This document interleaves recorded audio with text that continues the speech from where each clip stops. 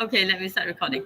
Okay, like we say, we are going to discuss three things today: your real gas, ideal gas, your boiling point, vapor pressure, and also your phase diagram. Okay, so kita akan settle benda ni dalam sejam.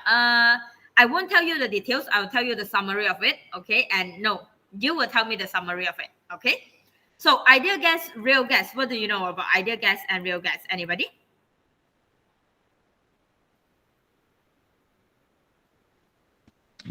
Gas will be ideal in low pressure and high temperature. Alright, gas will be ideal in low pressure and high temperature. So the first and foremost, I think is the condition. Having your real gas and ideal gas over here, yang menyebabkan diorang behave differently is the condition. So seperti yang kawan kamu kata, ideal gas over here require a low pressure and also a high temperature. Okay, vice versa, real gas perlukan high pressure, low temperature. high pressure, low temperature. Isma, why you look different? Awak makanan kat cafe sedap. Awak macam ada gemuk je aku tengok. Tak adalah, saya tak tahu, angle lain dah kot biasa. Okay, so you have your low pressure, high temperature. Keadaan adalah menyebabkan gas particle kamu behave differently. Okay, so yang kita belajar sebelum ni kelas, semua yang kita belajar sebelum ni adalah obey ideal gas. Alright, semua yang kita belajar sebelum ni, your gas law, Boyle's law, Charles law, semua yang kita belajar adalah ideal gas. Kita assume bahawa dia adalah ideal gas. Tapi in fact, kita takkan sentiasa dapat low pressure. Betul? Kita takkan sentiasa duduk dalam keadaan low pressure, high temperature. Gas kamu takkan sentiasa bergerak laju. Gas kamu takkan sentiasa memenuhi ruang. Dia akan ada satu masa, satu saat di mana gas kamu terduduk dalam keadaan low temperature, high pressure. Bila dia terduduk dalam keadaan ini, gas kamu akan behave as a real gas. Alright? Okay. So, pertama is the condition, correct. Kedua, what is the assumption that we made in ideal gas? Kita buat dua assumption.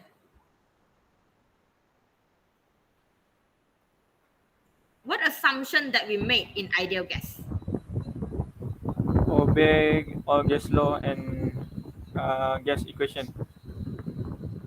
Okay, yang tu yes, of course. Lagi?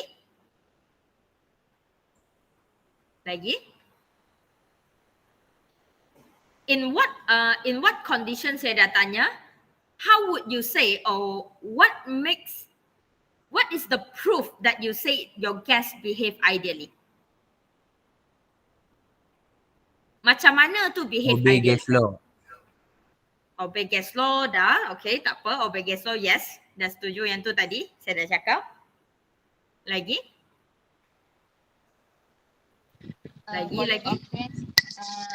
Volume of gas particles are negligible. Alright. Dalam ideal gas, if you remember, kita ada dua benda yang negligible. Remember? Alright. Yang kita assume dia tak wujud. Kenapa Sabrina tak ada? Tak pernah pula dia tak masuk kelas saya. Okay, tak apa. Kita ada dua benda yang akan kita assume negligible dalam ideal gas. Yang pertama yang Harisha cakap tadi, volume of the gas particle. Kita pernah cerita benda ni dalam jam pertama when we talk about your gas topic. Kenapa dia boleh behave, kenapa dia negligible, saya nak ingatkan, kita tak cerita the entire gas. Kita cerita setiap biji gas particle tersebut. Remember that? So setiap biji tu sekarang adalah negligible. Dan ada dua benda yang negligible sayang, selain daripada volume of the gas particles. Intermolecular forces. Alright, your intermolecular force of attraction between gas particle. Sama. Like I say, saya tak nak tulis panjang-panjang, nak tengok panjang-panjang, nak explain panjang-panjang, tengok video, baca nota. Okay? Saya cakap panjang-panjang, apa mengantuk saya lagi? So ni pun mengantuk apa? Okay. So over here, this is the two thing that negligible in ideal. Sayang, ideal gas tu adalah macam Prince Charming yang Sarah nak. Saya nak lelaki yang tinggi, yang elok, muka K-pop tapi tiba-tiba boleh muka Melayu, tapi tiba-tiba pakai baju Melayu cantik. And then apa lagi, pakai kereta cantik. Lepas tu just everything is so good. Sayang, kalau if you found that guy, there must be something wrong with that guy. Hang kena cari apa something wrong. Okay, alright. So that is the ideal.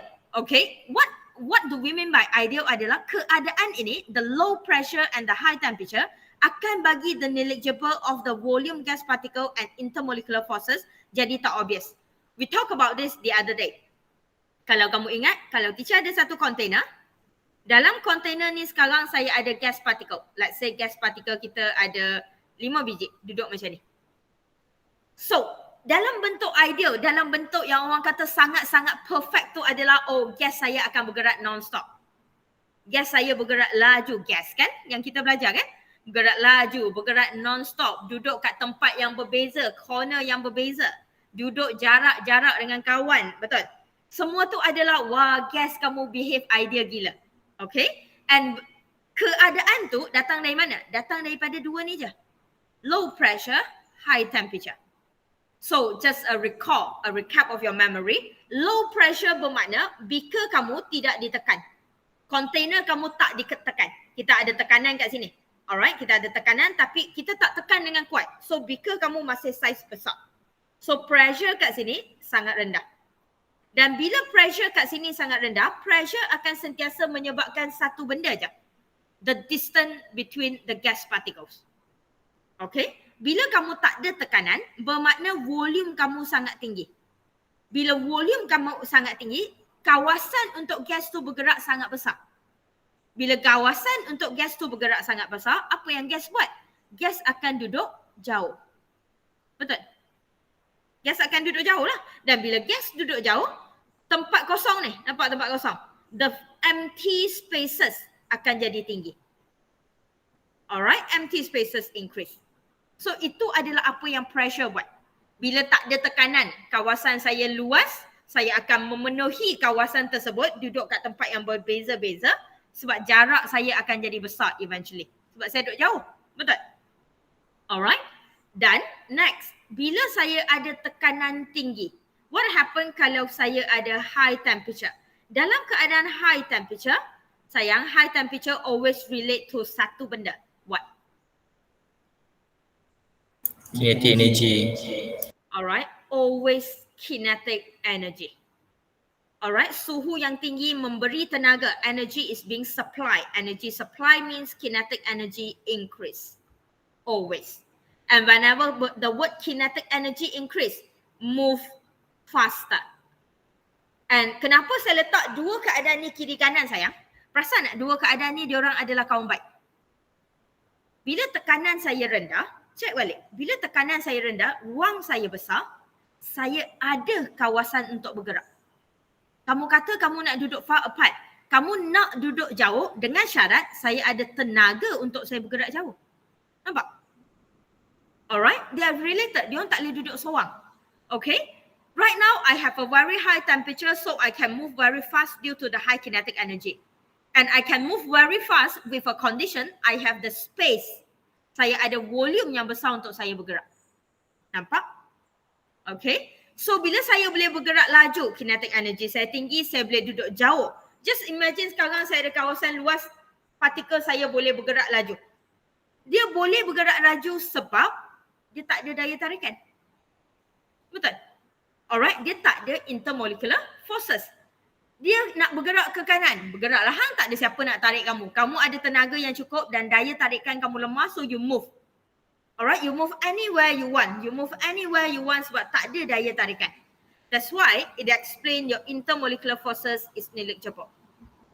Okay? Pada masa yang sama, dia ada tenaga yang tinggi, dia boleh bergerak laju, saya ada kawasan yang luas, so saya boleh bergerak duduk mana-mana yang saya suka, jauh daripada kawan saya. Bila saya duduk jauh daripada kawan saya setitik ini, kehadiran saya setitik ini berbanding dengan kawasan yang besar ini, kehadiran saya jadi not significant. Okay? So the volume of the gas particle again become negligible. Nampak? Okay? Nak hafal dalam exam, alright, masalah isu paling besar saya rasa dalam exam adalah hang nak hafal. Okay? Dan isu paling besar bila hafal tu adalah kamu terbalik. So dalam exam bila nak study, alright, bila benda yang kamu belajar ni ada dua keadaan sahaja. Dan keadaan diorang adalah bertentangan terus. Nampak? They are inversely proportional terus dengan ideal gas. Sayang, hafal satu je lah. Betul? Hafal satu je lah. Dia bila lagi banyak hang hafal, lagi hang pening. So kalau tadi ada non-negligible, sekarang akan jadi significant. Apa yang significant? Benda yang sama.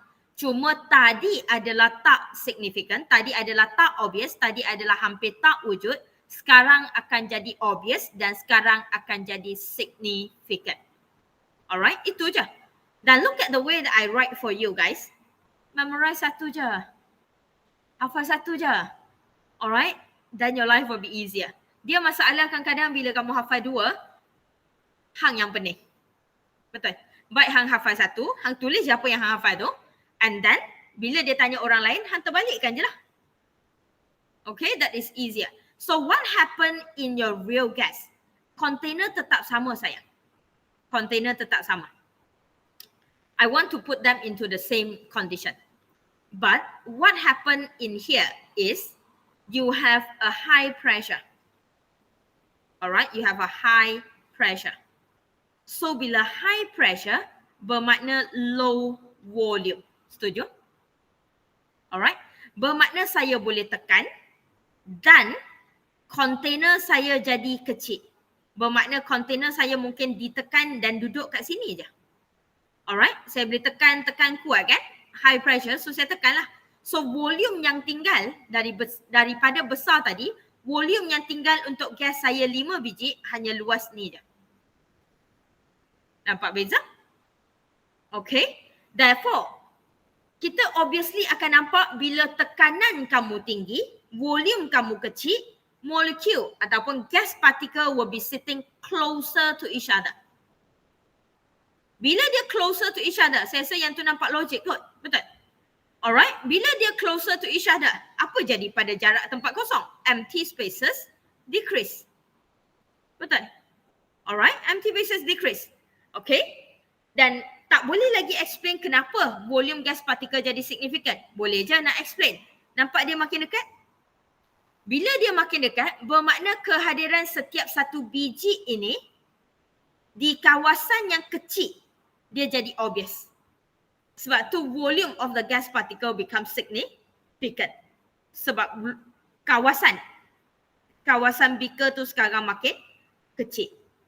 Okay?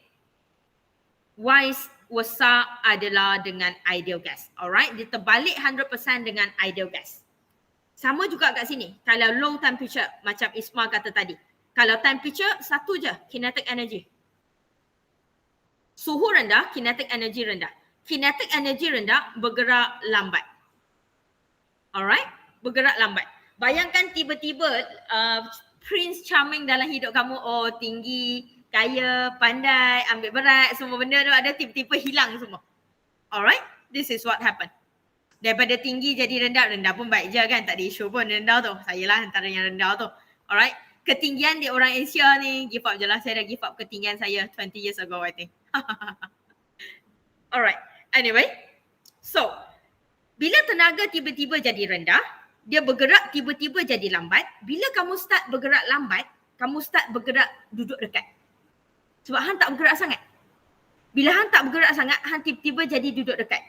Itu keadaan pertama. Keadaan kedua adalah kenapa boleh duduk dekat? Tak ada tempat nak duduk. Volume dah jadi kecil, tekanan tinggi, betul? Hang akan ditekan dan hang terpaksa duduk dekat basically. Dan bila hang dah duduk dekat, bergerak pun lambat, apa jadi? Daya tarikan jadi obvious. Hang macam tak pergi mana. Hang macam tak boleh pergi mana. Alright, so bila hang tak boleh pergi mana dan hang duduk dekat, so daya tarikan akan jadi obvious. Kamu akan nampak macam tertarik. Setuju? Okay. Question so far? Alright. So ni adalah keadaan ideal gas dengan real gas kamu. Dua-dua ni akan di-explain by using one thing, the condition. Why they behave like that? Why your gas can move fast? Why your gas cannot move fast? All that is because of your condition. And the only condition that we talk about, guys, pressure, temperature. Okay? We only talk about pressure, temperature. Question so far? Alright. Kalau tak ada, let's move on to our correction. Okay, let's move on to our correction. Okay. Ingat gambar yang saya lukis ni, Sat? Okay, keadaan-keadaan yang kita ada.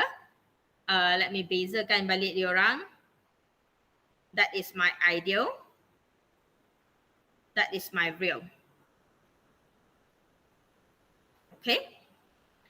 Kita tahu ideal gas akan guna PV equals to nRT. Betul?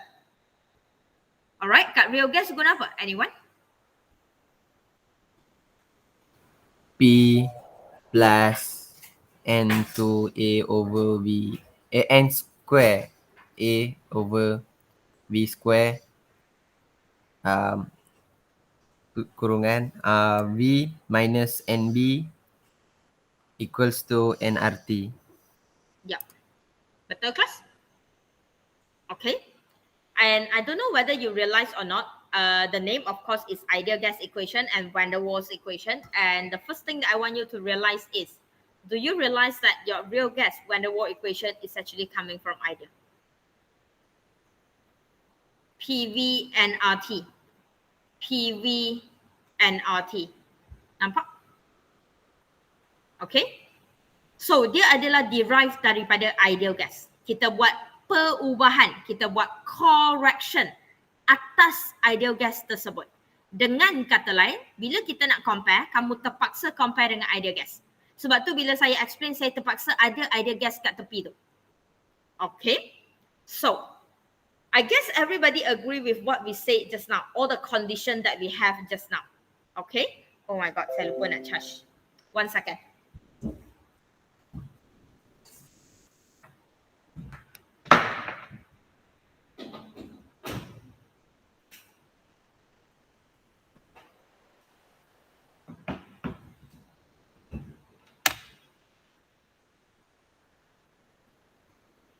Okay. So, where we are? Okay. The condition. So, in the ideal gas, we agree on is a high temperature. Kinetic energy is high, so it move faster. Sayang, bila dia start bergerak laju dan dia start bergerak tanpa daya tarikan. Dalam ideal gas, kita tak ada intermolecular forces, betul? Alright. Intermolecular forces adalah negligible. Intermolecular forces negligible kat sini. So, bila dia start boleh bergerak laju, high kinetic energy, tak ada daya tarikan, dia akan hasilkan satu benda, sayang. Pelanggaran. Alright, the more you move, the faster you move, alright, the more collision you produce. Bila kamu ada satu beaker, dan kamu adalah orang yang duduk tak diam, kamu ada tenaga yang tinggi, kamu tak ada daya tarikan. Bayangkan tak ada siapa tarik dan hang ada duit banyak. Hang berjalan sakan dah weh. Alright, hang tak payah minta permission siapa, ikut akulah, aku nak pergi gerak mana, betul?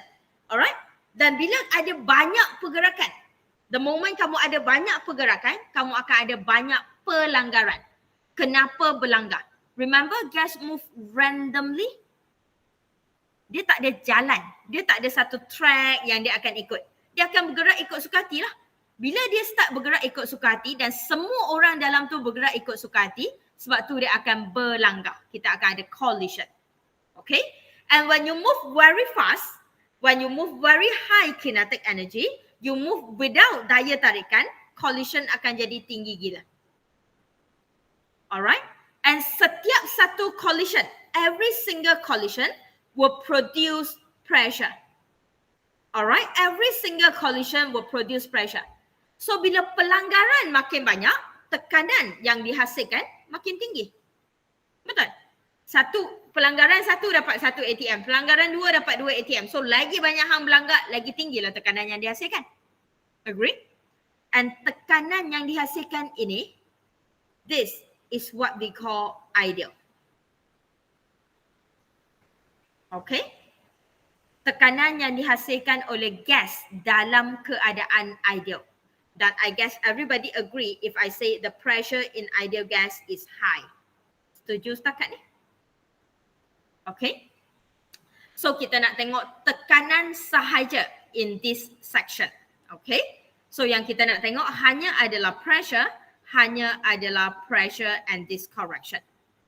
So kita nak tengok kenapa ada correction itu dan apa correction itu. fikir balik dengan real gas, compare balik dengan real gas. Real gas adalah terbalik dengan ideal tadi. Kalau ideal, saya boleh bergerak laju sebab high kinetic energy. Tengok balik kat real.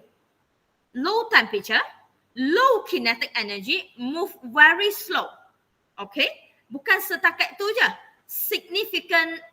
Significant intermolecular forces. Daya tarikan pun obvious. Okay, sebab semua duduk dekat kan? Duduk dekat, empty spaces kurang. So bila dia duduk dekat, daya tarikan jadi obvious, nak bergerak pun susah sebab tenaga tak cukup banyak untuk bergerak. So kamu akan forever duduk besar-besar, banyak benda duduk sekali. Dan kamu susah nak bergerak. Saya gerak sikit, kawan saya tarik balik. Saya gerak sikit, kawan saya tarik balik. Sebab ada daya tarikan. Betul? Dan hang tak kuat pun nak lawan kawan kamu. So bila kamu nak bergerak sikit, kawan kamu tarik balik. Kawan kamu nak gerak, hang tarik. Pelanggaran kurang. Alright, dia tak boleh cakap tak berlanggar sebab gas masih bergerak. Cuma pergerakan dia terbatas. Dan bila pergerakan dia terbatas, guys, collision decrease. Alright? So bila collision decrease, the pressure that produced during the collision will also decrease. Betul? Alright? So the pressure that you produce over here is what we call pressure real. And I guess we agree on the pressure real sekarang decrease. Setakat ni? Setuju kah? Okay. Kalau setuju, kita tengok balik formula. Alright? Kita tengok balik formula. Kita tahu real gas is actually coming from the ideal gas. So this pressure in your ideal gas, this pressure yang teacher merahkan, is actually the pressure of ideal. Okay?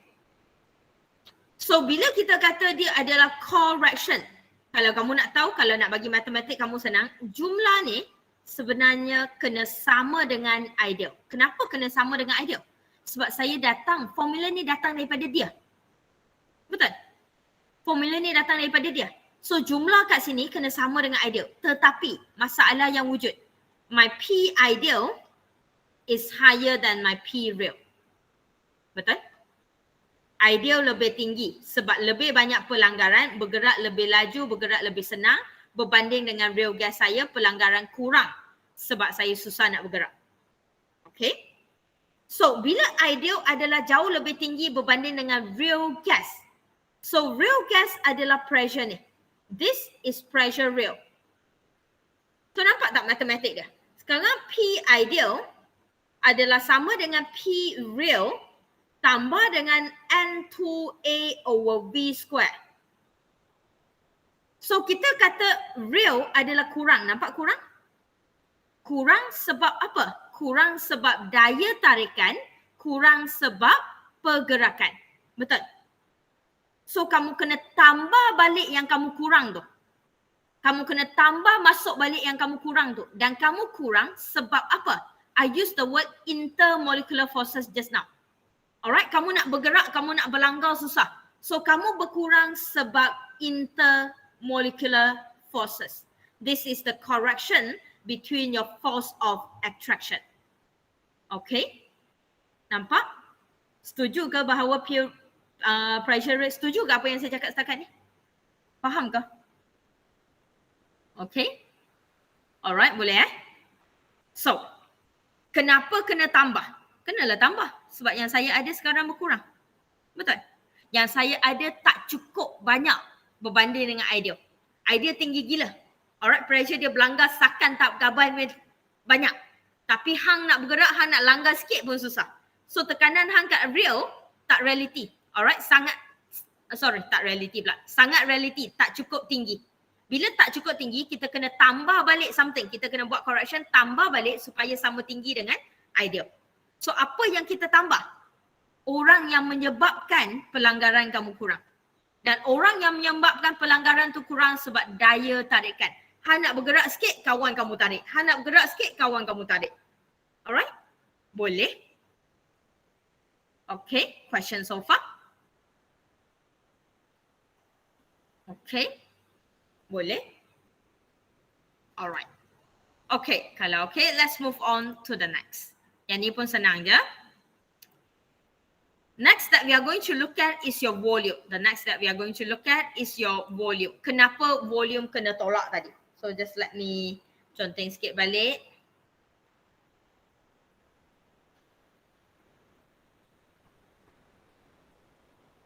Okay.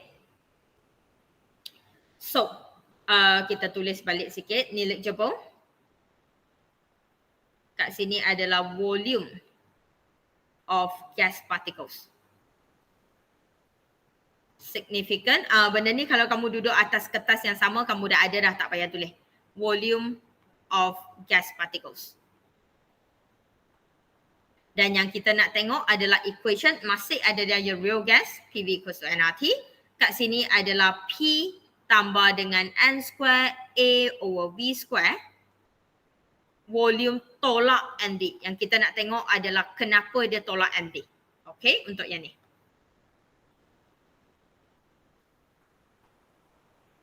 Okay, yang ni senang je. Setuju tak? Kat ideal gas, di ideal gas, setuju tak bahawa volume of gas equals to volume of container? Statement ni ada masalah tak? Statement ni nampak tak? Perasan tak kita buat soalan sebelum ni, Boyle's law, Charles law, Avogadro's or Ever laws, Dalton's law yang kita buat soalan sebelum ni. Perasan tak kalau soalan kata the reaction is carried out in a vessel of 1.5 liter. Padahal 1.5 liter tu adalah beaker reaction kita. Bukan pun gas kita kan. Tapi bila hang kira PV nanti hang ambil je kan volume tu. Betul? Kenapa kita boleh ambil sahaja volume tu? Sebab volume gas akan memenuhi ruang. Dalam ideal gas, guys, bila gas behave ideally, gas akan bergerak non-stop, bergerak rawak, tanpa daya tarikan, duduk jauh. Semua ni. Alright? Semua keadaan tu. So, gas akan memenuhi setiap ruang, setiap corner dalam beaker kita. Dan bila dia memenuhi setiap corner dalam beaker kita, sebab tu kita dapat statement volume gas equals to the volume of container. Setuju? Okay. So, my volume of container, saya nak tulis dulu, lukis dulu. This is my original volume of container. The entire volume of container. Betul? This is also my original volume of container. Okay? So, saya nak ingatkan, nak bagi kamu faham tu, saya nak ingatkan something.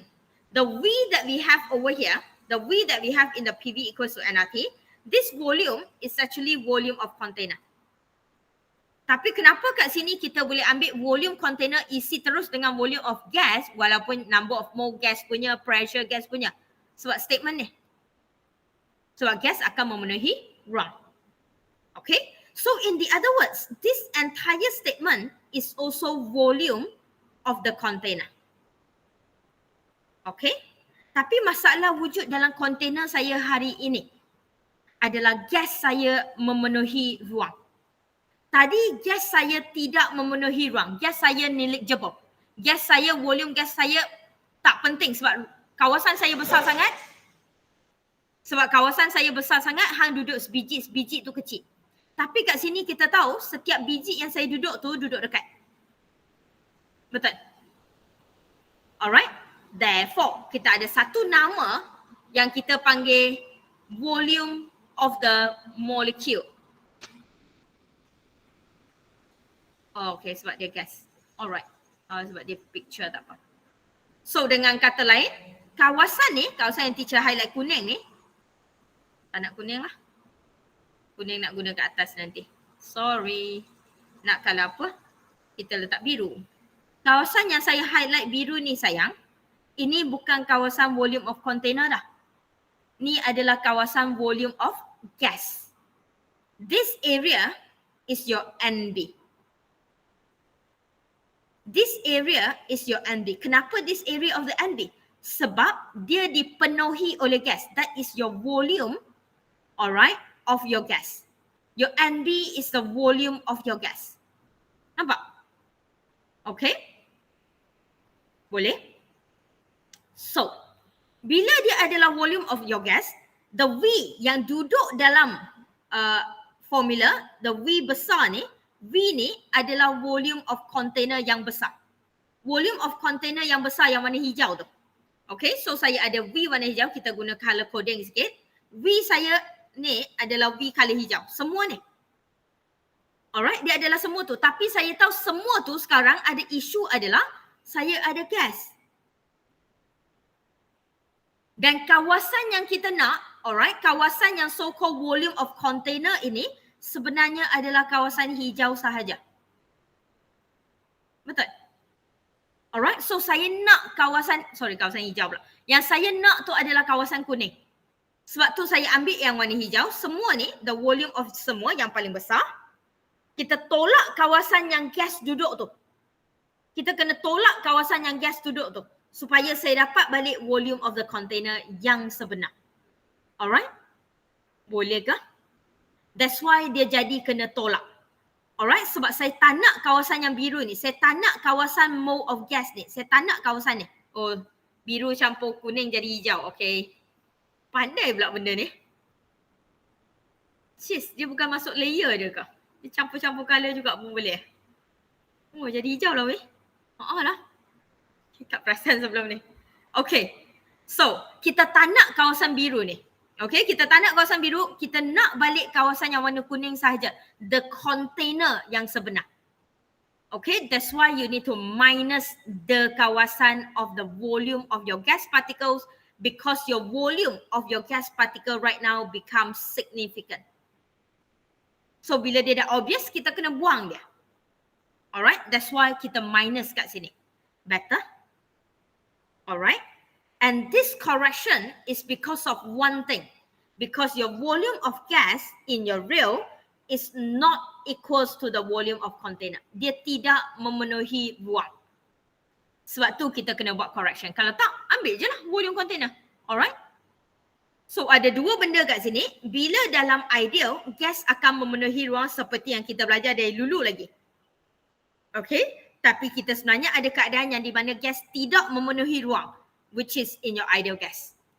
So where the volume of the gas is not equals to the volume of the container. Setakat ni okay? Better? Okay. So that is the reason why the pressure tadi, bila kat pressure tadi yang kita bincang adalah tadi kat pressure yang kita bincang, kenapa pressure kena ada correction? Kita bergantung pada intermolecular forces. Okay? Bila kat volume, alright, bila kat volume, kenapa buat correction kat volume? Obviously, sebab volume of your gas particle, volume of the gas. Okay, so dua benda. Okay, tekanan sebab collision, sebab daya tarikan. Volume sebab volume lah. Okay, question? No? So, dalam ni, idea gas dengan real gas nampak je banyak. Satu tips yang saya boleh bagi, hafal salah seorang je. Okay. Dan dalam idea gas dengan real gas tak payah baca sampai gila-gila weh. Yang hang kena tahu dalam setiap idea gas dengan setiap real gas 6 benda je. High temperature or low pressure, that one. Pressure, temperature dia macam mana? Dua benda tu.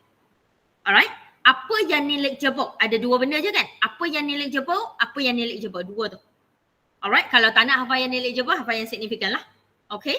So, suhu jadi macam mana, tekanan jadi macam mana, apa yang kamu ambil kira ataupun tak ambil kira, the negligible and the significant. The negligible and significant dua benda je kan? And then P buat apa? P correction sebab apa? P correction sebab intermolecular forces. V correction sebab apa? V correction sebab gas particles memenuhi ruang. 6 benda je. That's it. Kamu kena tahu 6 benda ni je. Dan kenapa saya still ajar walaupun saya tahu nanti final adalah objektif and so on. Siapa kata objektif tak boleh keluar explanation? Objektif keluar explanation lagi menyampah. Sebab A, B, C, D kena baca semua. Betul? Baca A faham lagi. Baca B dah start lost. Baca C apa benda ni hang kena baca balik-balik A. Betul? Alright. Dan 99.99% pilihan jawapan A, B, C kamu mungkin berbeza 2 perkataan je. Betul? Selalu lepas aku baca, kalau saya masa jadi student lah, saya baca A, lepas tu saya baca P, lepas tu saya baca C, saya rasa C sama dengan A balik. Betul tak? Jadi tak? So my tips untuk semua yang saya ajar hari ini adalah explanation. Saya memang letak explanation sekali. So bila dalam exam, cara nak jawab soalan macam ni, macam mana? Senang je. Jangan tengok jawapan dulu. Baca soalan, soalan suruh explain, hang tahu jawapan kamu adalah explanation. Baca soalan, ambil kertas, conteng kat tepi. Jangan bagi jawapan yang lebih kurang sama tu kelirukan kamu. Daripada hang ingat dia adalah high pressure, low temperature, tiba-tiba hang jadi apa benda dia patut low ke high, hang pun jadi low sebab hang duk baca jawapan banyak sangat. Okay. So bila soalan explanation keluar dalam exam, saya rasa cara yang paling senang, baca soalan. Okay. Ambil kertas, conteng dulu kat atas tu. So kalau saya nak idea guess means apa? Apa yang negligible? Macam mana dia boleh negligible? Dia tak boleh tekanan tinggi, saya kena ada ruang yang besar. Okay, tulis dulu saya kena ada volume tinggi. Volume tinggi means pressure kena rendah. Tulis kat tepi dulu. Ambil benda yang kamu dah tulis tu, pilih jawapan. Nampak? Jangan baca semua jawapan. Hang memang akan, hang kena baca semua jawapan. Tapi make sure hang ada something. Hang tahu hang nak apa, baru hang pergi baca jawapan. Alright, saya tak tahu kamu lah. Tapi mungkin kamu pandai. Alright, pandai je. Saya rasa kamu pandai je. Tapi isu bila dalam ayat dan dia objektif, hang bukan kena baca soalan, jangan kena baca 4 jawapan. Dan 4 jawapan tu beza dia satu je. Percaya? Kalau soalan A adalah high pressure, low temperature, soalan B jadi low pressure, high temperature. Ayat belakang mungkin semua sama, betul tak? Lepas tu lebih, lagi banyak hang baca, lagilah hang mampu. Tu tak termasuk soalan Roman 1, Roman 2, Roman 3, Roman 4, 1, 2, 1, 3, 1, 4, 1, 2, 3, 4 and so on. Betul? Okay. So daripada hang nak baca jawapan dan kamu fikir jawapan dia betul ke tak, baik kamu tulis kat kertas, kamu dah tahu apa yang betul, hang cari yang betul tu. Then your life will be easier. Okay.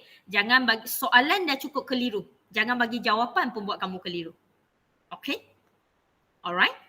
So yeah, my advice lah. Okay. My advice adalah buat cara tu. Okay. Vapor pressure boiling point. What is vapor pressure? Anyone please?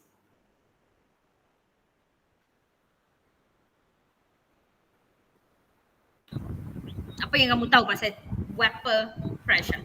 Dalam closed system. Okay, vapor pressure mesti kena ada closed system.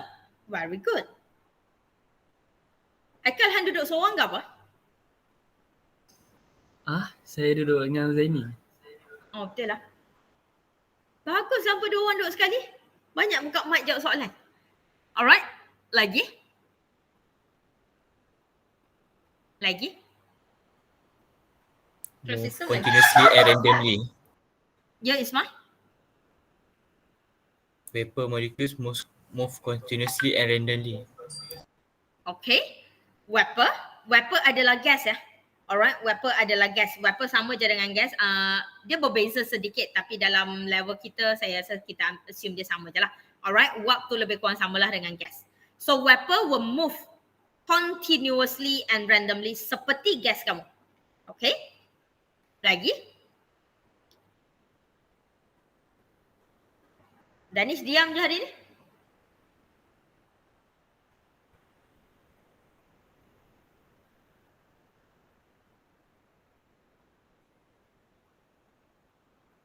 Tak ada apa dah. Collision occur between molecule and wall of container. Okay. Isma tak perlu jawab apa dah hari ni. Collision occur. Okay. Collision occur. Kenapa collision occur? Sebab macam Isma cakap tadi, vapor will move continuously and randomly. So collision akan occur. Okay. So pelanggaran berlaku and come on guys. Satu lagi tak jawab. Apa tu vapor pressure?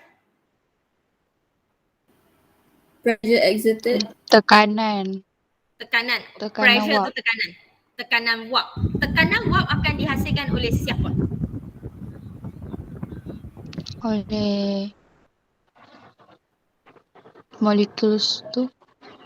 Molecules tu molecules apa? Vapor. Vapor. Pressure. Vapor. Okay. Vapor pressure, bahasa paling senang. Like the word say, vapor pressure is the pressure produced. Alright, adalah tekanan yang dihasilkan by the vapor. Okay. Tapi nak ada wap air dan nak ada tekanan, like Haikal said just now, very very good. Benda yang pertama, saya kena ada closed system. Alright, saya kena ada satu container tertutup yang di mana saya ada air ataupun bahasa lagi tepat, saya ada liquid dalam tu. Dan liquid akan ever heard of vaporization, evaporation? Alright, tersejat penyejatan, betul. Bila benda tu berlaku penyejatan, bila benda tu tersejat, evaporate ataupun vaporize, kamu akan ada wap air. Alright, your wap akan duduk di mana? Di atas liquid. Kenapa wap duduk atas liquid? Gas is less dense than liquid. Betul? Dan kenapa yang Aika kata closed system dan saya setuju sangat. Bayangkan sekarang sistem kamu tak tertutup. Alright, pernah masak air guna Maggi? Masak air guna Maggi. Pernah masak air untuk masak Maggi? Alright, tak, bukan air kowe bukan air panas, cerik semua tak pot. Okay, pot. Okay, kamu guna pot and then you warm up some water so that you want to boil some water for your noodles or whatsoever. Satu soalan yang senang. Bila kamu masak air, dengan penutup lagi cepat masak air atau tanpa penutup lagi cepat masak air? Dengan penutup. Kenapa dengan penutup lagi cepat masak air? Sebab kalau ada penutup, alright, kita tutup kawasan ni, apa yang berlaku? Vapor is trapped. Kamu kumpul semua wap air tu. So bila kamu kumpul semua wap air tu, like Isma said, I think, the vapor will move continuously and randomly and collision occur. And when collision occur, like we said just now, during the collision occur, pressure produce. Alright, the pressure will produce by the vapor yang kamu trap. Agree? Okay? Now, so vapor will trap, we need to trap the vapor, and the pressure produced by the vapor over here is what we call vapor pressure. Alright, tekanan-tekanan yang dihasilkan daripada pelanggaran wap air kamu adalah your vapor pressure. Setuju? Okay, that is vapor pressure. Okay, so kalau yang tu adalah vapor pressure, soalan dia yang paling penting, kenapa vapor pressure berkaitan dengan boiling point? Sebelum ni hampa belajar boiling point, benda tu mendidih. Itulah ayat kamu. It reach 100 degrees Celsius ataupun it reach the boiling point, so dia mendidih, dia bertukar jadi wap, betul? Yang tu yang kamu belajar. So soalan saya, apa itu boiling point? Kenapa kita kata kita dah sampai boiling point? Bila vapor pressure tu sama dengan pressure atmospheric. Sama dengan atmospheric pressure. Setuju? Alright, sama. Kita nak masak Maggi, tak makan lagi. Alright, so kita ada pot. Okay. Alright, buruklah. Tak pandai melukis. Tak pernah pandai melukis sayang. Okay lah, air penuh kat sini. Oh, buruk sangat weh. Tak apalah. Okay. Never mind. You know me. So kita ada penutup. Tutup kat atas. Okay, penutup lah. Okay, elok tu. Buruk gila tak gabah besok kita lukis kotak balik lah weh. It doesn't look good. Tak pandai lukis weh, sorry. So saya ada kotak balik lah. Ni periuk saya yang buruk. So saya ada penutup. Okay, saya ada liquid. Apa itu atmospheric pressure? Kita ada atmospheric pressure di luar. Even tangan kamu sekarang, kepala kamu sekarang, kulit kamu sekarang, semua benda yang duduk di depan kita, even kulit saya sekarang ada atmospheric pressure. Apa-apa benda yang duduk kat sekarang, kat area kita ni, kita ada tekanan atmospheric. We know that our atmospheric pressure adalah 1 atm. Semua orang rasa 1 atm tu sekarang. Sebenarnya. Alright, kalau tak ada 1 atm tu sayang, tak ada 1 atm tu adalah macam tak ada gravity. Tak ada siapa nak tekan kamu, kamu letak air, kamu letak phone. Alright, phone kamu tiba-tiba tak apa sebab tak ada apa nak tekan phone tu ke bawah.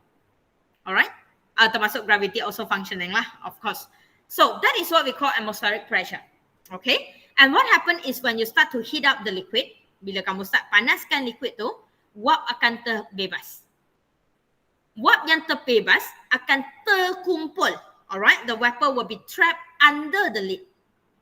So kat sini akan hasilkan satu benda, vapor pressure.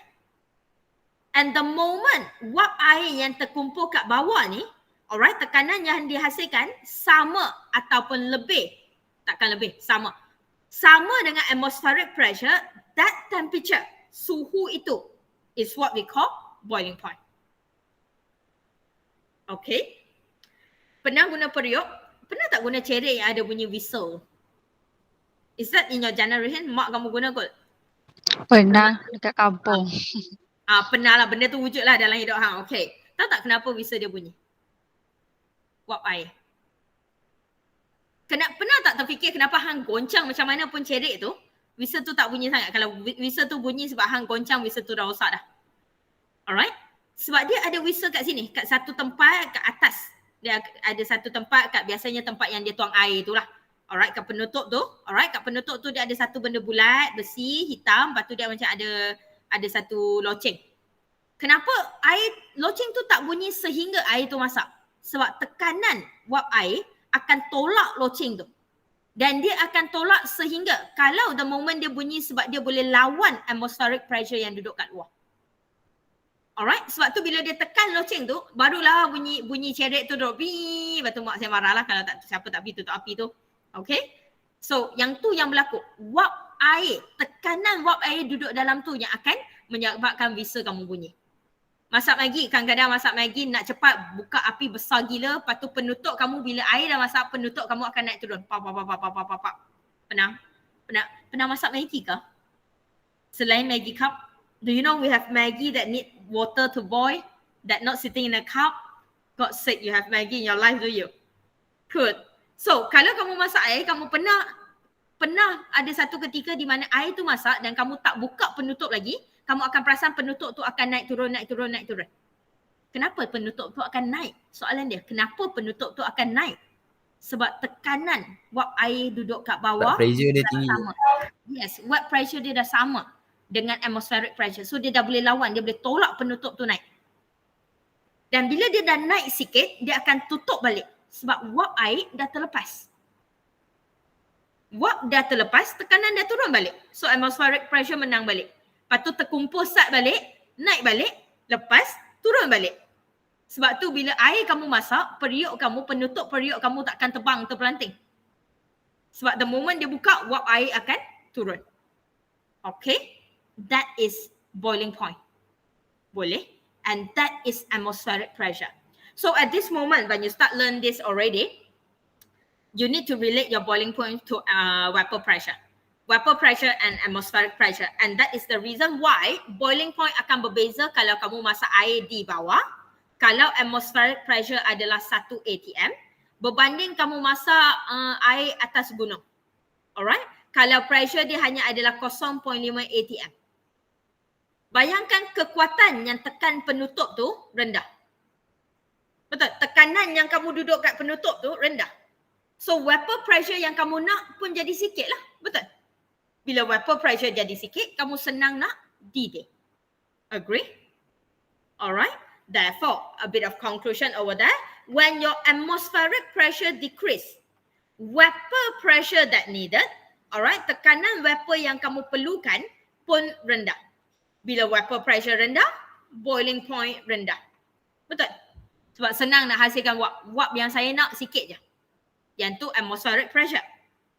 What is another factor that will affect your boiling point? Anybody?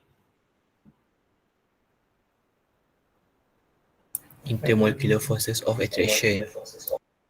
Intermolecular forces of attraction in the gas, in the vapor or in the liquid? In the liquid.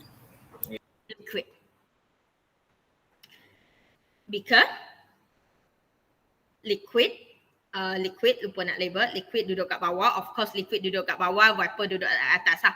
Ada siapa-siapa terbalik yang ni, kalau gas kamu satu hari saya nampak vapor kamu duduk bawah, kamu label, aku tarik hang, aku tuang hang dalam tasik, hang nafas dalam tasik tu. Hang kata bawah tu gas.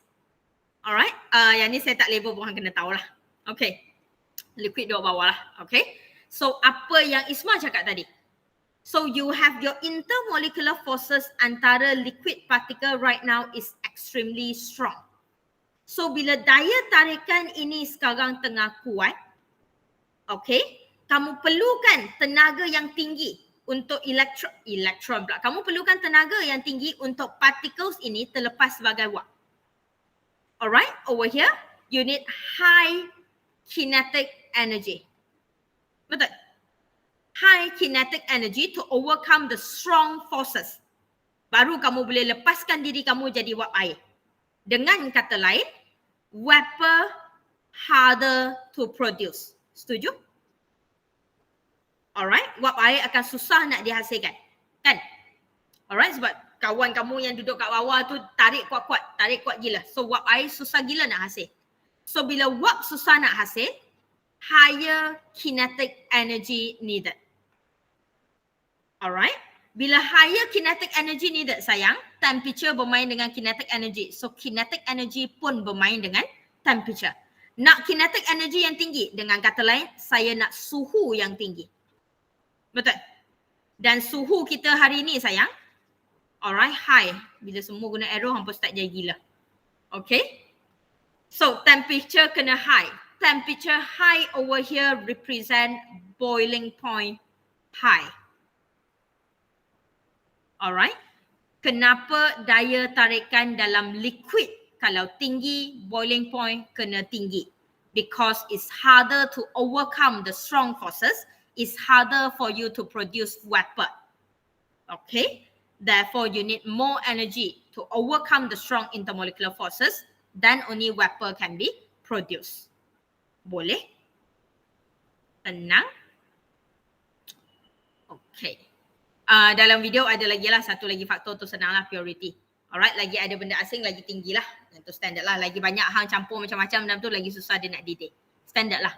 Okay, nak ajar seorang susah. Nak ajar seorang pun dah susah, nak ajar 10 orang lagi susah. Macam tu lah. Okay. Jahat lah. Saya nak extend sikit. I think I want about 10 minutes depend on how fast you answer me. Okay. Boleh ke? Saya nak habiskan phase diagram. Sikit je, phase diagram benda baru. Benda yang mesti akan keluar dalam final kamu kalau tahun-tahun sebelum ni.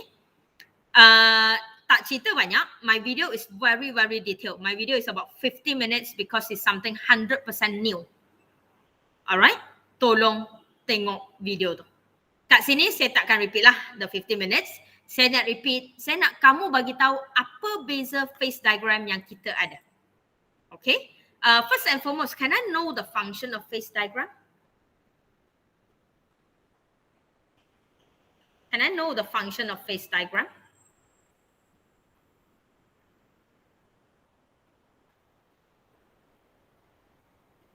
Anybody? Hang tak jawab, kita tak habis kelas.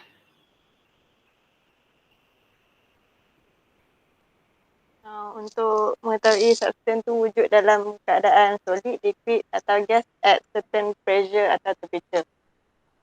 Nama pun phase. Phase yang kita main solid, liquid, gas. Certain buku dia guna vapor. Boleh, gunalah. Okay? Solid, liquid, gas. Nama pun phase diagram. Apa yang Sarah cakap betul. Kenapa kena ada phase diagram atau kenapa phase diagram penting? Sebab dalam phase diagram kita boleh tahu pada suhu ini, pada tekanan ini, benda saya, substance saya wujud dalam keadaan apa. Kadang-kadang bila kamu buat eksperimen dalam makmal, bila kamu masuk kilang, kalau kamu kerja kat kilang lain kali, akan ada benda yang kamu nak hasilkan dia, tapi kamu nak hasilkan dia dalam solid sahaja. Kamu nak produk kamu keluar-keluar tu dalam solid.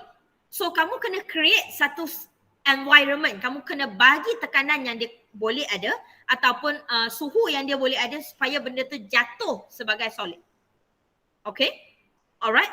Orang selalu kata hydrogen gas is very explosive. Katakanlah benda ni tak wujud pun. Hydrogen gas sangat-sangat eksplosif. So kalau hydrogen gas sangat eksplosif, tapi kalau satu hari nanti kita ada satu kilang yang dia nak hasilkan satu benda yang sangat hebat, tapi byproduct dia hydrogen gas. Saya tak boleh hasilkan hydrogen gas banyak, terbakarlah kilang air. Betul?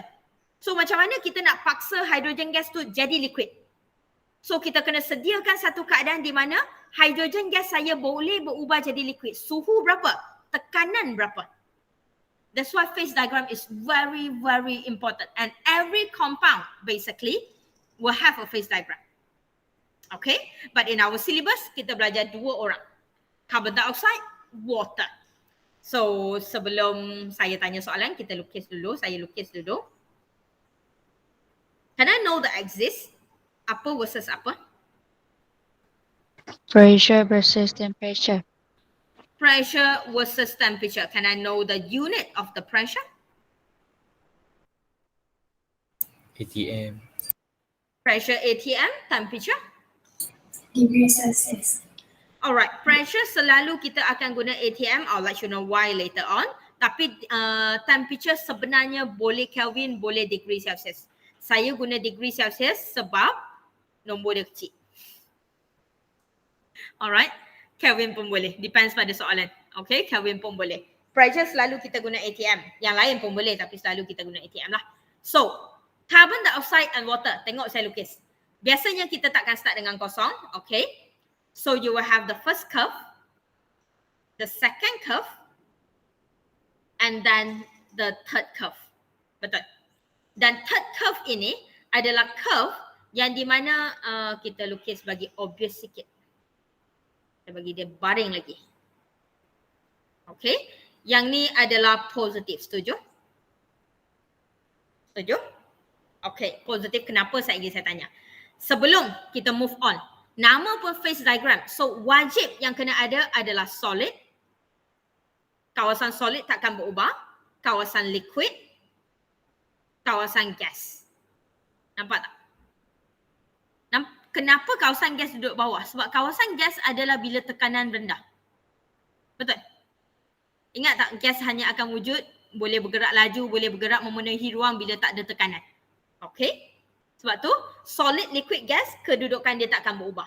Dalam air, apa yang akan lain dengan carbon dioxide? Anyone?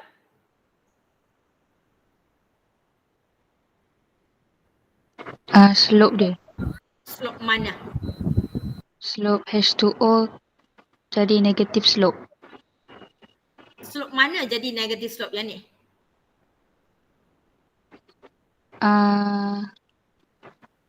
Yang ketiga. Tak ada nombor kat sini. Slope mana? I want the correct name. Tengok fasa sayang. Between siapa dengan siapa slope tu? Solid and liquid. Between solid and liquid. Solid, liquid. Kenapa saya tak label, kalau kamu perasan dan nota saya label siap-siap A, B, C, O. Betul? Kat sini saya tak label sebab saya nak bagi tahu satu benda. Dia tak semestinya guna A, B, C, O. W, X, Y, Z, P, Q, R, S, T, semua boleh. Yang kamu kena kenal atas kertas kamu sekarang adalah dia slope antara fasa apa. So, the negative slope yang Harisha kata, I believe is the slope between the solid and liquid. So, kena hafal dia adalah slope apa, antara siapa dengan siapa. Bukan slope A, B, C, O or whatsoever. Okay? Sebelum saya lupa, just one quick thing about how you draw. Line yang paling tinggi dalam curve kamu, okay, by the way, this is your triple point, betul? Let's say Z. Sorry, critical point, Z. So, kita tahu Z kita adalah critical point. Saya letak label sekali lah sebab sama aja. Betul? Setuju kan? Okay, sayang. Critical point kamu mesti kena lebih rendah daripada solid liquid kamu. Nampak tak? Dalam video saya tak mention benda ni. Okay, benda ni logik. Tapi apa tak pernah ada logik tu. So saya nak bagi tahu siap-siap. Critical point tak boleh lebih tinggi daripada solid atau liquid curve kamu. Solid liquid mesti adalah orang yang paling tinggi dalam lukisan kamu. Is that clear? Okay. Samalah bila pilihan jawapan. Kenapa saya still ajar siapa kata lukisan tak boleh keluar dalam objektif?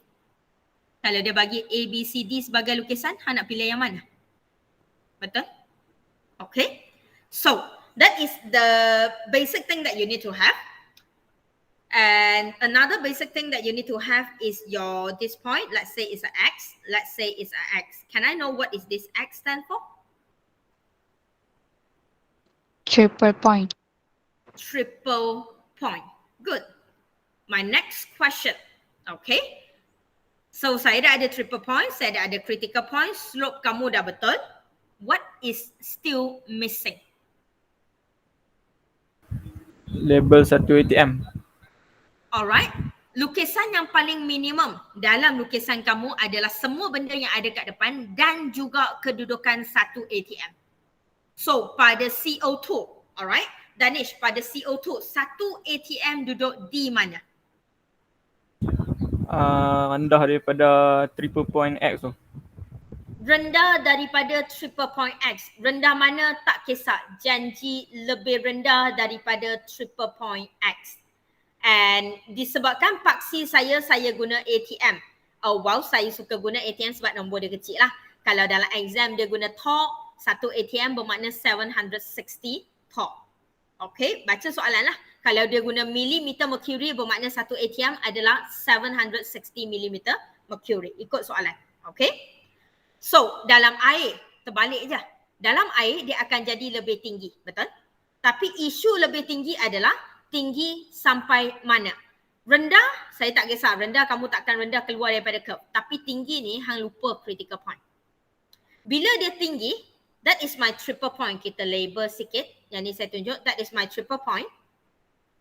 That is my critical point. Betul? So, 1 ATM nak duduk mana? 1 ATM tak boleh duduk lebih tinggi daripada critical point.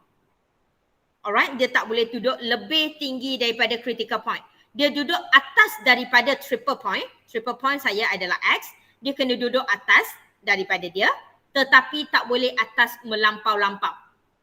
Okay, tak boleh atas sampai keluar daripada critical point tu, tak boleh. Okay. Allah, paksi saya dah hilang. Cheese, betul. Ayah.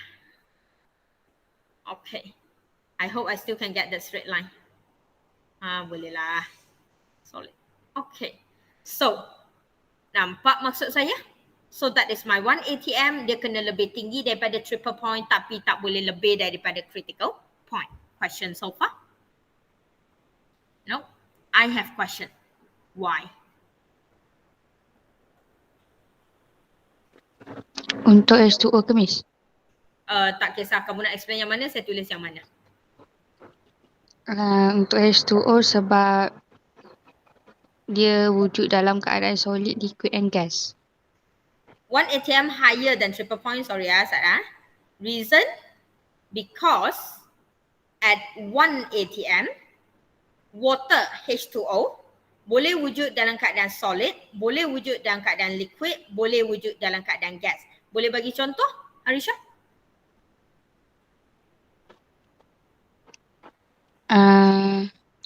Contoh apa Miss? Contoh untuk H2O dalam keadaan Solid ice, liquid water, gas, gas vapor. wap air. Alright, hampa bila saya tulis vapor tu hampa ingat gas sungguh. Alright, wap air. Ingat wap air kamu? Ni tulis. Ni saya nak bagi kamu faham je.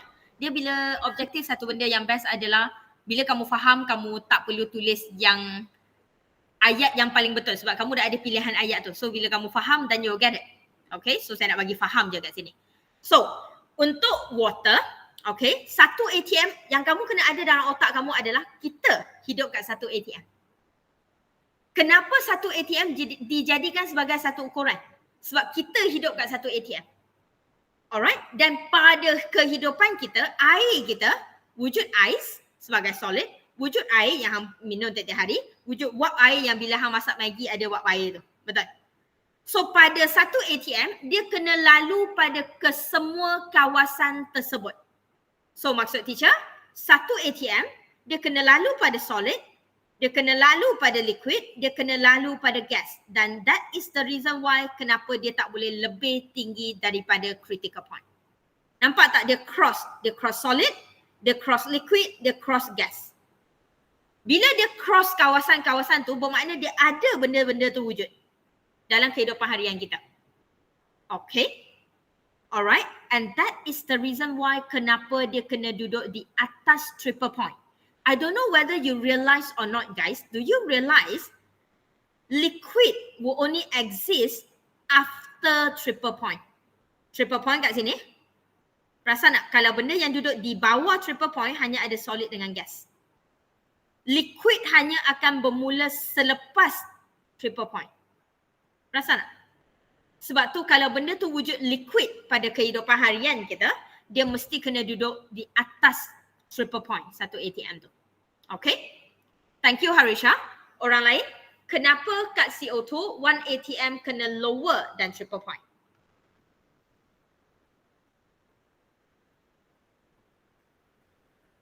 Anyone? Farah? Diam je. Sebab dia tak wujud dalam keadaan liquid. CO2 liquid does not exist. Betul? Oh, dia exist tapi dia does not exist kat 1 ATM. I don't know whether you remember or not, but liquid, CO2 triple point start kat 5.2 ATM. Bermakna hang nak liquid CO2 boleh, hang nak liquid CO2 boleh, tak ada masalah. 5.2 ATM minimum. Okay. Alright, hang kena tekan gas tu kau-kau gila punya kau-kau baru hang dapat liquid of the CO2. Okay. And 5.2 ATM is 5 times of what we are living right now. You will be dead. Diving baru 1 point lebih, 2 point lebih je kot. 3 point lebih pun saya rasa kamu pecah dah lung kamu. Tak ingat lah, tak pandai berenang. Okay. So at 1 ATM CO2 liquid doesn't exist. Dan bila dia doesn't exist, okay, in our surrounding, that's why at 1 ATM dia hanya boleh lalu pada gas, lalu pada solid dulu dan hanya lalu pada gas. Nampak tak? Dia tak boleh lalu pada liquid. So dia hanya boleh lalu pada solid, dia hanya boleh lalu pada gas. See that? Okay. Dengan kata lain, bahasa lain, kalau liquid does not exist, 1 ATM CO2 solid wujud sebagai dry ice. Alah, orang yang hampir tengok konsert belakang tu ada asap tu. Betul tak? Yang tu dry ice. Apa hidup? Tahu ke dry ice? Beli-beli weh, kedai-kedai semua boleh beli, mahal lah. Tak mahal sangat lah, boleh beli lah. Okay, pergi main. Jangan main dengan tangan kamu bare hand sebab dia sangat-sangat sejuk. If I'm not mistaken, dry ice is up to negative 200 degrees Celsius I think about. So kalau kamu tak pakai glove yang tebal-tebal tu, bukan glove awan tau, glove yang tebal tu, yang besi ke, yang ada layer kat dalam tu, tangan kamu, kulit kamu akan melecup, terbakar. Okay, very cold. Boleh beli, boleh main tapi berhati-hati. Okay, that is your dry ice and that is the reason why 1 ATM duduk atas triple point atau bawah triple point. Okay, soalan setakat ni. Okay, so untuk yang ni, explanation 1 ATM lower than triple point is actually the anomalous behavior of CO2. Alright, this is the anomalous behavior of CO2 yang soalan akan suka tanya. Kalau siapa yang tengok video, kamu akan ada satu slide yang saya bagi kat situ. That is the favourite question. Kenapa 1 ATM duduk di bawah triple point? Ataupun bahasa dia adalah kenapa 1 ATM liquid tak wujud? Okay, tak wujud. Memang takkan wujud. Okay. Alright. What is the another anomalous behavior that the phase diagram exists in our syllabus? One more last.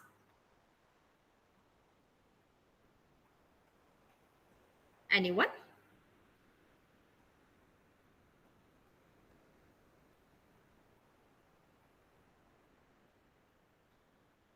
One more? One more that we need to discuss. Another anomalous behavior of phase diagram.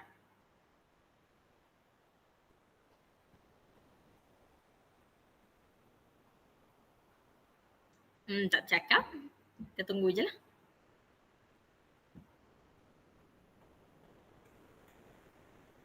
Come on guys.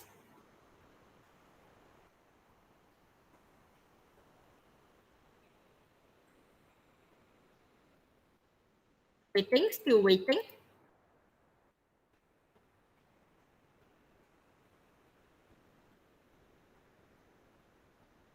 Yes, another anomalous behavior, please.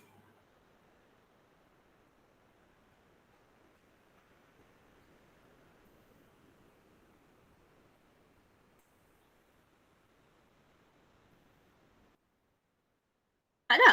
Tak ada siapa? Other than the 1 ATM, what is another anomalous behavior?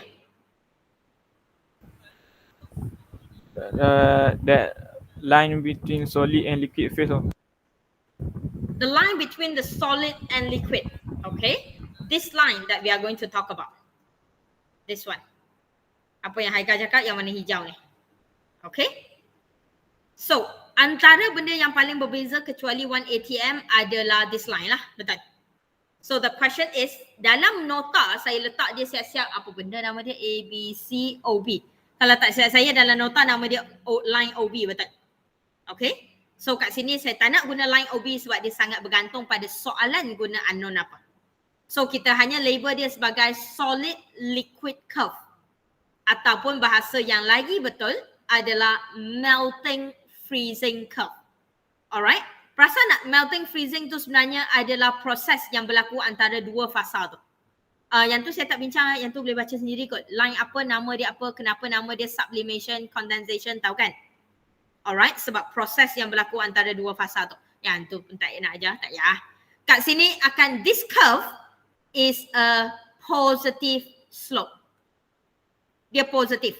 Bila dia positif bermakna dia hala ke kanan. Alright, dia hala ke kanan, yang tu bermakna dia positif. Dia ke kanan. Alright, daripada kosong dia naik atas. That is your positive slope. While over here, your solid liquid or your melting freezing curve over there is a negative slope. So, I want to know why. Sebab untuk Kecuali positif Harisha. Kecuali Harisha. Aina ada kat situ. Danish. Anis diam je hari ni. sebab solid CO2 is denser than liquid CO2. Solid CO2. Oh sorry. CO2. Solid CO2 is dense than liquid CO2. Okay? Lagi?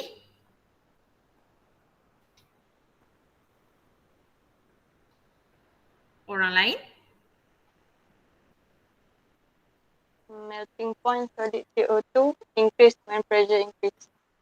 Melting point solid CO2 increase when pressure increase. Yes?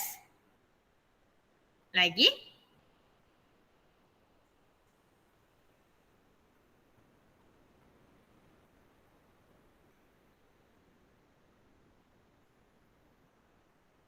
Okay. Benda ni adalah normal. Bila dia bergerak ke positif ataupun bila dia menghala ke kanan is a positive slope. Bila dia positive slope bermakna kita assume benda tu dalam keadaan positif lah. Dalam keadaan normal. Dan dalam keadaan normal, apa yang kita cakap normal tu mesti cerita pasal solid dengan liquid weh. Perasan nak explanation kita tak cerita pasal orang lain. Dia mesti cerita pasal solid dengan liquid sebab apa? Duduk antara dia orang. Betul? So, yang kita nak cerita adalah density. Dan bila dia hala ke kanan ataupun dia positive slope, yang dia normal adalah the solid is dense than the liquid. Biasanya, kebiasaan solid apa-apa compound, biasanya akan tenggelam dalam liquid dia. Alright, sebab susunan dalam solid tersebut biasanya lebih padat, lebih compact, so dia akan tenggelam dalam liquid. Okay, setuju? Selalunya. Tetapi, apa jadi pada water? Pernah minum air ais? Alright, tak pernah minum, tak apa. Saya pergi kafe, kamu belanja saya. Alright, so I'll show you.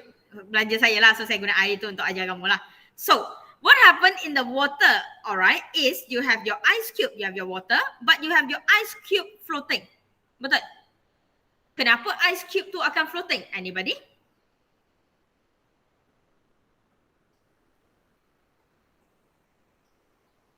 Kelas hampa pelik lah. Kelas awal-awal tadi masa-masa banyak semua berebut nak jawab. Tapi bila hujung, kelas saya yang bila saya drag masa, mereka jawab semua buka main jawab. Apa ni? Suka sangat ke duduk dengan saya? Ice cube less than water. Solid ice ataupun solid water, which is your ice, less dense. Alright, kurang tumpat than your liquid water. Alright, setuju? Okay. sebelum melting point tu, I know the melting point solid akan decrease. Okay, before that, kenapa solid ice lebih, kenapa solid ice kurang tumpat, less dense than liquid water? Anybody? We learn this in your topic. Banyak ruang udara dalam structure tu. Hang tulis Open macam tu ke dalam structure. topik test lepas? Because H2O molecule Soalan saya topik test minggu lepas, betul? Jawab. Sebab water molecule dalam ais tu held tetrahedrally. Lagi tetrahedrally? Tetrahedrally means by how many? By 4 other water molecules. Alright, because one water molecule in the ice is held tetrahedrally by 4 water molecule. Lagi?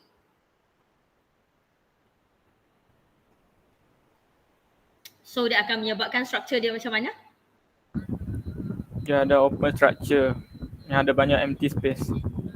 Alright, so it will then create ataupun it will then form a open structure in the ice that have a lot of empty spaces. And that empty spaces, sebab ruang kosong dia banyak, so dia jadi kurang tumpat. Udara dia banyak dalam tu. Okay, so dia jadi kurang tumpat. Dan bila dia jadi kurang tumpat, sebab tu dia akan float on top of liquid water. Okay, that is the reason. Okay, and favorite question. Sangat favorite. Sebab benda yang sama kita belajar kat 2 chapter. I don't know you realize or not, tapi benda yang sama kita belajar kat 2 chapter. Okay, and over here, the melting point solid of H2O will be less dense, will be decreased when the pressure increase. Sebab slope tu adalah positif dengan negatif. Okay, so kamu nampak lagi tinggi tekanan kamu, bila tekanan kamu makin naik, kamu perasan suhu saya pun makin tinggi lah sebab graf saya bergerak ke kanan. Betul, suhu saya pun makin naik. Betul? Tapi yang ni akan terbalik. Bila graf saya kat sini, bila graf saya duduk kat sini adalah ke kiri. Graf saya ke kiri sebab graf saya negatif. So bila tekanan saya makin tinggi, alright, when pressure saya increase, nampak tak suhu sebenarnya makin rendah, menghala ke kosong. Betul? Okay, boleh? Question? So, the two main differences between water and CO2 phase diagram in your syllabus ni je yang kita belajar. Yang paling penting, you can explain what is the differences and why we have that differences. Takkan lari daripada satu ATM triple point dan juga the solid liquid curve. Okay? Any question? Nope. One last minute. Last thing. Benda ni tak ada dalam syllabus tapi dia pernah keluar dan selalu tiap-tiap tahun sebelum ni dia akan keluar. Well, sepatutnya kamu tahu. Tapi sebelum kamu bagi tahu yang kamu tak tahu, so saya ajarlah. I have my pressure, I have my ATM, I have my temperature and I put my temperature degrees Celsius to make your life easier. That is my triple point. So my X is my triple point, kena label ya. Oh, by the way, what is triple point?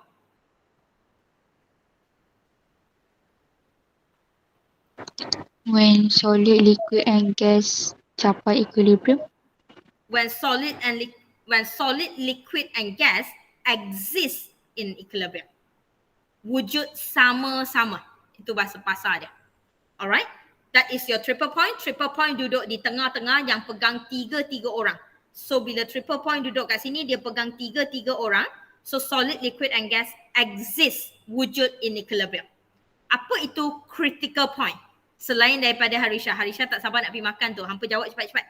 Dia nak keluar dah tu. Apa tu critical point? Please.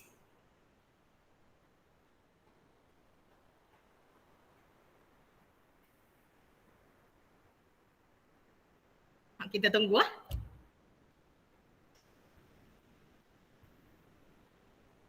Come on guys. Critical point. Apa yang kamu faham? Maximum point untuk distinguish and differentiate gas and liquid. The maximum temperature and pressure yang kamu boleh bezakan liquid and gas.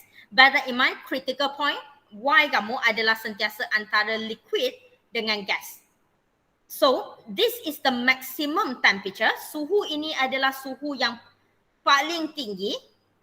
Ni adalah tekanan yang paling tinggi yang kita masih boleh bezakan liquid dengan gas sebab tu dia ada curve. Tapi apa-apa yang duduk di luar kawasan ni, apa-apa yang duduk di luar kawasan ni, bila suhu saya melebihi critical point, bila tekanan saya melebihi critical point, dia duduk di kawasan yang saya tak boleh nak bezakan siapa gas, siapa liquid. Alright, that is what we mean by critical point. It's the maximum pressure and temperature that we can liquefy gas, or bahasa senang dia, is the maximum temperature that we can differentiate which one is gas and liquid. Okay, alright. So last thing yang saya nak ajar, senang je. Masih adalah cerita pasal satu ATM. Benda ni kamu patut tahu, just nak ajar aja. Satu ATM lalu pada titik line ini, lalu pada titik line ini. So turun. Tengok saya turun kat mana. Saya ada dua tempat yang Miss Wan turun. Okay, kita tengok sikit tempat yang kita turun. Let's see, I have my yellow color over here. This is my point 1. This is my another point. Okay. And solid liquid. This curve is your melting freezing. Alright. And suhu ni adalah 0 degree Celsius. This point is your liquid gas. So this curve, alright, curve ni adalah your vaporization. Alright, vaporize ataupun condense. Satu lagi, alright, boiling. Setuju? Liquid jadi gas, kan? Boiling lah. So this one is actually 100 degree Celsius. Kenapa 0 degree Celsius dan 100 degree Celsius? Sayang, kita tengah cerita air. Takat didih air berapa? 100 darjah Celsius. Betul?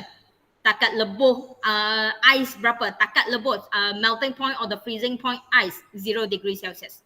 Sebab tu saya cakap benda ni benda yang kamu tahu. Tapi bila apply kat sini saya takut kamu tak nampak. So saya nak bagi tahu. At 1 atm is our condition. Our condition lalu pada melting freezing adalah 0 degree Celsius. Our condition lalu pada boiling adalah 100 degree Celsius. And guys, that name is what we call normal melting point ataupun freezing point. Okay. And this is what we call normal boiling point. Perkataan normal bermakna dia adalah 1 atm. Perkataan normal bermakna dia adalah 1 atm. Normal kita. Kenapa kena ada normal? Sayang, the entire curve adalah melting freezing. Kalau Miss Wong letak titik kat sini, masih adalah melting point. Betul? Kan? Kalau saya letak titik kat sini, masih adalah melting point sebab masih adalah solid kepada liquid. Tapi apa beza melting point ini dengan melting point pada 1 atm? 1 atm adalah normal melting point. This one is just a melting point. Nampak beza? Sebelum ni kamu belajar benda tu sebagai melting point 0 darjah Celsius. Kamu belajar benda tu sebagai boiling point 100 degree Celsius. Okay?